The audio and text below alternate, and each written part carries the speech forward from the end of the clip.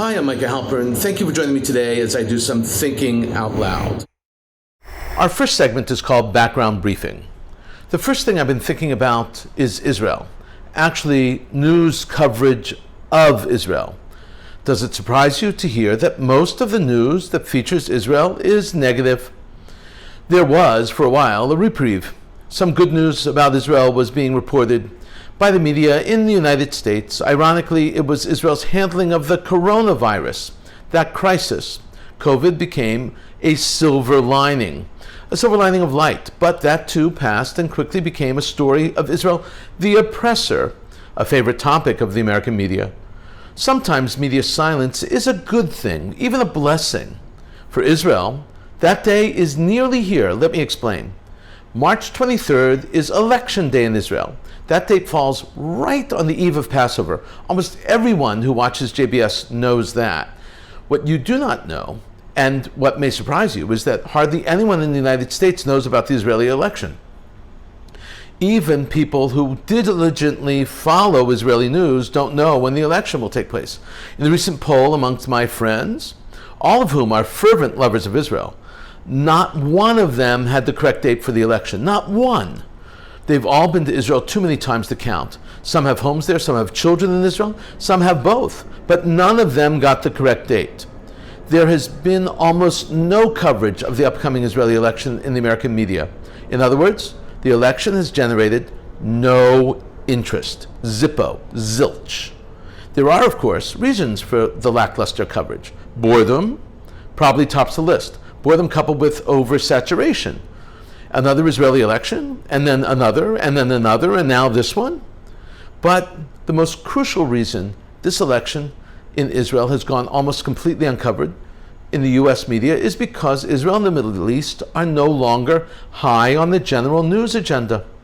And the reason Israel and the Middle East are no longer high on the news agenda is because they are not very high on the agenda of the new Biden administration. Actually, I'm being polite. It's no longer high on the agenda, period. A position it occupied for decades, especially over the last 4 years under the Trump administration. Whatever the new administration in the United States is doing vis-a-vis Israel is being done quietly and behind closed doors. Most importantly, President Joe Biden and his foreign policy team do not want to be seen putting their proverbial finger on the scale and showing support for Benjamin Netanyahu, or for that matter, any other candidate slated to run in Israel's election. This is good news. It's great news. Believe me, when I say that for Israel, for all of Israel, this is a diplomatic dream come true. Israel, for the time being, is no longer under the microscope of American media. Not Israeli policies, not Israeli politicians. When media in the United States does cover Israel, more often than not, it's the foibles of the Jewish state on which they focus. Not the heroics, not the good news, but only the bad news. As if there were not enough when American media does cover Israeli news, they often take the situation and dramatize it. A recent and obvious example, which played well in the press, is the story about Israel not vaccinating Israeli Arabs. It even made its way into the now infamous news segment of Saturday Night Live. Israel is reporting that they vaccinated half of their population. And I'm going to guess it's the Jewish half. The story teeters on the brink of being a modern-day blood libel, a gross exaggeration of the situation, a clear misunderstanding of the facts, a story that captured the attention of American media's honchos. When U.S. media did cover previous elections in Israel, it showed a clear misunderstanding of Israel and Israeli democracy. The U.S. media does not understand the multi-party parliamentary system. They do not understand what a parliamentary democracy is, how it is formed, and how it runs. They tend to focus on candidates rather than parties, because that is, after all, the American way. And so it is easier for Americans to grasp, even if clearly inaccurate, except for the extremist parties. Those are newsworthy, and they include every party right of center and all the religious parties. U.S. media loves to cover extremes. That's because news in the United States is structured to be entertaining. Extremists will always lead over the conventional boring politics. The cliché in U.S. media coverage is, of course, if it bleeds, it leads. In this context, blood means extremism. As the calendar moves closer to the 23rd of March, and when they can no longer avoid the fact of the election, there will be U.S. coverage of the election. And the coverage of the election in Israel will undoubtedly mention Netanyahu's court cases. And then the media will cover the possibility of a right-of-center coalition. The center-right will be labeled right-wing or extremists or religious right-wing extremists. Israel cannot win when it comes to U.S. media coverage. That's a reality. Being perceived as boring is not the worst thing that could happen to Israel. And Israel's not alone. There is also an upcoming election, a presidential election in Iran. And that election, too, has received scant coverage in the United States media. I would argue the Iranian election scheduled for June 18th is much more important for the United States than the Israeli election. No major change in U.S.-Israel relations will occur as a result of this Israeli election. There will be no step forward or step backwards. The stakes are higher in Iran. The candidates for that election are just starting to emerge. But it is already clear that the result of the election will have a huge impact on how Iran and the United States interact. I'll tell you a little secret. Unfortunately, if the names of the candidates both in Israel and Iran were easier for Americans to pronounce, there would probably be more coverage. But for now, Israel has Joe Biden to thank for keeping them under the U.S. news radar. Enjoy it while it lasts. Coming up next, Points of View. First up is a column from the Jerusalem Post. It's written by Ruthie Bloom. It's entitled Palestinian Lies, American Delusion on Solving the Conflict, Opinion. And then subtitled, U.S. President Joe Biden signals a backslide to the tired old false paradigms relating to the Middle East. It was published February 25th, 2021. Ruthie Bloom writes a critical and insightful op-ed damning the new Biden administration as it embraces an Israeli-Palestinian policy that promises to bring a settlement of peace with Israel. She argues that members of the new administration are simply deluded. This is how she begins. The capacity of peace process addicts to delude themselves about the Palestinian war against Israel is as bottomless as it is peculiar. It is they, after all, whose repeated attempts at solving the conflict have failed. The only real shift in perception and action on this issue came from former President Donald Trump. Bloom now illustrates the classic mistakes that the Biden administration is embarking upon. She explains that Donald Trump rewarded good behavior and did not dump money into empty promises. This is what Bloom says, and how she says about Donald Trump itself. As a businessman, she says, with no political or diplomatic background, he refused to follow the footsteps of his predecessors in many areas, key among them the Middle East. His approach, based on rewarding America's allies and rejecting the appeasement of enemies, was working. His replacement in November by U.S. President Joe Biden signaled a backslide to the tired old false paradigms relating to the Middle East. Bloom asserts that Biden is going down the wrong path. She illustrates this by describing a note from and a promise to the Biden administration, to the Biden White House, from Palestinians promising everything. They even promised unity between Hamas and Fatah, that everyone will follow the Palestinian leadership. Her op-ed continues. Their satisfaction at the outcome of the U.S. presidential election only increased with Biden's appointment of Hadi Amr, a foreign policy wonk with a history of hostility to Israel and sympathy for Hamas. As Deputy Assistant Secretary of State for Israeli and Palestinian Affairs, due to his role in the new administration in Washington, Amr was handed an official letter sent to the White House last Saturday by the PA. The letter, whose contents were revealed by the Palestinian news site Ahmed, averred that all factions in Ramallah and Gaza, including Hamas, agreed to establish a state along the 1967 borders, with East Jerusalem as its capital, commit to abiding by international law, and recognize the Palestinian Liberation Organization as the sole legitimate representative of the Palestinian people. The missive also included a vow to continue to exercise peaceful popular resistance until statehood is achieved. Unquote. Of course, all of this is a fantasy. Everyone should realize But Bloom asserts that Washington needs to be reminded that it's a fantasy. She concludes, if Biden imagines that the Palestinian people who are merely trying to put food on their families' tables will benefit at all from the resumption of U.S. aid to their corrupt and anti-peace leadership, he's in for a disappointment. That it shouldn't come as a surprise to someone who spent 8 years as former President Barack Obama's second in command and watched PA behavior deteriorate despite gargantuan American efforts goes without saying. Sadly, it still bears reminding. Next up is a column from CNN, and it's written by Aaron David Miller. Miller is a longtime professional U.S. diplomat of the highest order.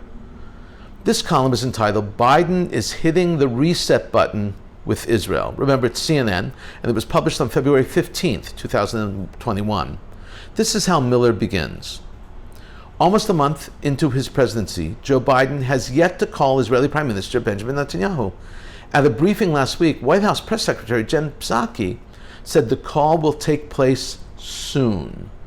But the noticeable delay from the president, who has known the Prime Minister for decades, and once even wrote, Bibi, I don't agree with a damn thing you say, but I love you, cannot be an oversight. It's surely a calculated effort to demonstrate that there will be no return to the Israeli-centric policies of Donald Trump years. And while Israel will remain America's closest ally in the Middle East, Biden is planning a reset. Unlike his predecessor, Biden is likely to be a pro-Israeli president, not necessarily pro-Netanyahu one. Since the writing of the column, Biden has called Bibi. We all know that. And that does not lessen any of the points Miller is making. Miller asserts that Biden is not going ahead as an Obama-like Middle East strategist, but rather Miller believes he's more like a Bill Clinton foreign policy person. And he even quotes from the Clinton autobiography. Miller continues, quoting, at the same time, make no mistake, Biden isn't former President Barack Obama when it comes to Israel. He's more like former President Bill Clinton, for whom support of Israel ran deep. For 8 years, I watched Clinton demonstrate a profound pro-Israel sensibility, whether it came to Israeli security or his regard for the state that Israel had created. Grieving at the funeral of murdered Prime Minister Yitzhak Rabin, he would later write in his memoirs that he had come to love Rabin as I have rarely loved another man. The point here is that despite the disagreements between Biden, like Clinton, loves Israel. Miller concludes that Biden is not looking for tensions with Bibi and Israel, that he wants to get along. He writes, of course the president isn't looking to create tensions with Netanyahu, let alone have a sustained fight, and on the Middle East issue of greatest concern, how to manage Iranian nuclear expansion. He'll likely try to understand Israeli concerns about Iran's nuclear program and to coordinate, if possible. With regard to the Palestinians and the two-state solution, he'll likely refrain from pressing, largely because the prospects of progress right now are slim to none.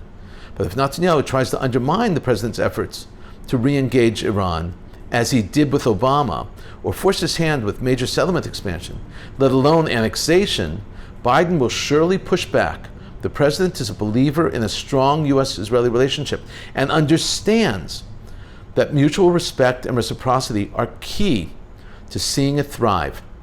But the support is for Israel, not Netanyahu, and that may become painfully clear if Israel's prime minister can't or won't accept those two critically important rules of the road. A very interesting and thoughtful analysis by Aaron David Miller. Coming up, commentary through cartoons where pictures tell the story.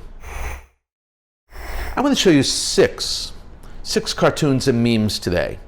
First up is a street sign. It's a typical street sign, and like most street names, the name of this street was chosen for a reason.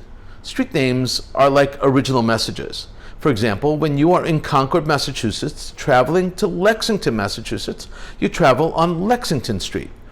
As soon as you cross into Lexington, the name of the street changes to Concord.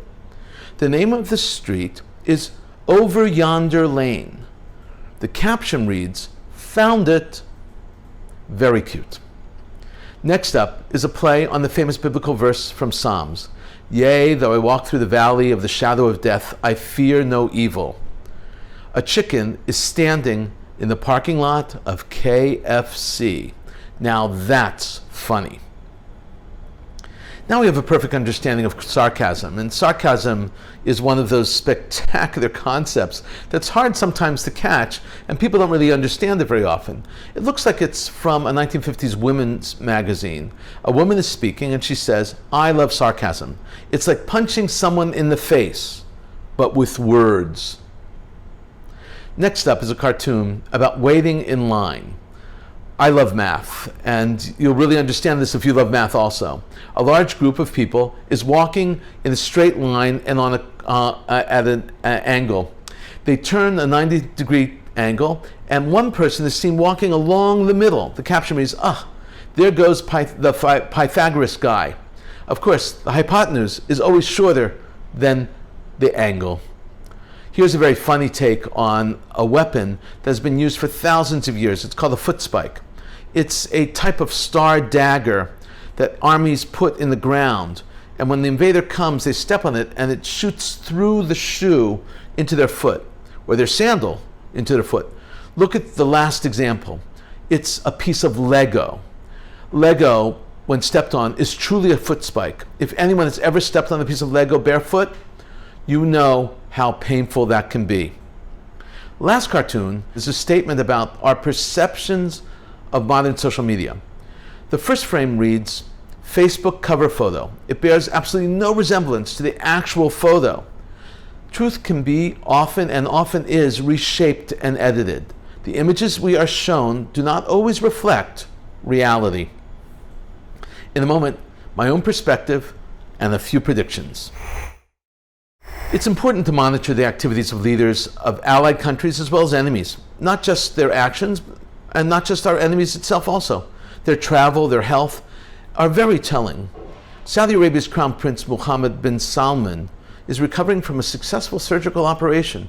The report was issued by state news agency. The Crown Prince underwent a laparoscopic surgery for appendicitis in the King Faisal Specialist Hospital in the Saudi capital of Riyadh. This is very good news from all points of view. Most important is that the Crown Prince was quickly diagnosed and that he was brought to a local hospital where a successful and quick surgery was performed. This shows a change in Saudi policy. In the past, the Crown Prince would have flown to another nation, principally the United States or Germany, for his surgery. As we discussed in the background briefing, most people have not marked the date on their calendars, but on June 18th there will be a presidential election in Iran. The present government, which is run by a moderate named Rouhani, will be replaced by who knows who. The field is full of conservatives. Included in the roster are contenders and Iran's current foreign minister, Mohammad Javad Zarif. It is too soon to predict the outcome of this election for two simple reasons. Reason number one is that the supreme leader has not yet made up his opinion or made his opinion public. And, as we all know, in the end, the Grand Ayatollah, the supreme leader, decides who wins the election. Reason number two is that the only issue of significance in Iran right now is the nuclear question, which is all about sanctions and the economy. The nuclear question, sanctions and the economy. Until the Biden administration puts their plan into action, neither the candidates nor the current Iranian leadership will be able to respond. We must all be patient and wait. I call it vaccine diplomacy. Israel is giving COVID vaccines to countries that have already moved or promised to move their embassies to Jerusalem. Israel is giving vaccines to those countries that have opened their diplomatic doors to them. The ability to vaccinate their citizens is important. When vaccines are expensive or difficult to come by, is of great benefits of creating relations with the Jewish state because they have extra. So Honduras, Guatemala, the Czech Republic will all benefit from Israel's vaccine diplomacy. Israeli Prime Minister Netanyahu explained that, I'm quoting here, our stock is above and beyond what Israelis need. We have more than enough to help out, unquote. More countries are in line to receive COVID vaccines from Israel. more and more vaccines are arriving in Israel. Pfizer was, for a long time, the only vaccine administered in Israel. That's because Israel agreed to transmit all of the details of the public rollout to Pfizer, allowing the drug company to use Israel as their test country. Now, however, Moderna has arrived in Israel, and Israel has more than enough vaccine, allowing them to be generous to their friends in need. In the same vein, there has been some other very interesting developments on the Israel and COVID vaccine front. One of the most fascinating and mostly speculation, but still fascinating and very plausible, is that Syria received the Russian Sputnik 5 vaccine. It was given to them by a friendly nation. That was how Syrian Health Minister Hassan Gabash put it, as reported by the official Syrian media outlet Sana. Now here is where it gets interesting and speculation begins. Russia was running interference and playing mediator between Israel and Syria to swap prisoners for an Israeli woman who accidentally wandered into Syria. To sweeten the pot, Israel bought the Russian vaccine and had the Russians deliver the vaccine to Syria. So who's the friendly nation? That would be Russia. The private equity company in Russia handling the sale and distribution of Sputnik 5, the vaccine, would not comment. We may never know the truth or learn more details, but quite possibly Israel bought the vaccine from Russia and had it sent to Syria in exchange for the release of an Israeli woman. The head of Israel's blue-white party, Benny Gantz, met with King Abdullah of Jordan recently. The purpose of the meeting was to point out to Israelis that Prime Minister Netanyahu was not welcome in Amman. Bibi has never successfully developed or expanded relations with Jordan. Gantz is a serious underdog in the upcoming March 23rd elections, and this tete-a-tete in Jordan was an attempt by Gantz to illustrate how much more likable to the Arab world he is than Bibi Netanyahu. Next up is a very interesting and very troubling concept. When an Israeli cargo ship, the Helios Ray, was hit by 2 missiles while all above sea level in the open sea, the ship docked in Dubai to order repairs and get the holes fixed. The attack was almost certainly the work of Iran. Israeli Chief of Staff Aviv Kochavi said, I'm quoting, "This past weekend we received a reminder from one of the biggest threats in the region, who reminded us that Iran is not only a nuclear threat, but a spreader of terrorism which carries out terrorist acts and actions against civilian targets," unquote. Iran has identified a very weak link in Israeli security, Israeli shipping in the open seas. Cargo ships at sea are totally defenseless. Israeli ships flying the Israeli flag have only a limited sense of security. This ship, the Helios Ray, was not flying an Israeli flag. It traveled under a Bahamian flag. But Iran knew its origin. Israel must figure out how to defend its ships on the high seas. Nothing surprises me anymore when it comes to anti-Semitism. A science professor at Ferris State University in Michigan, his name is Thomas Brennan, was fired because of his tweets. There's no hiding it. His tweets were outright anti-Semitic.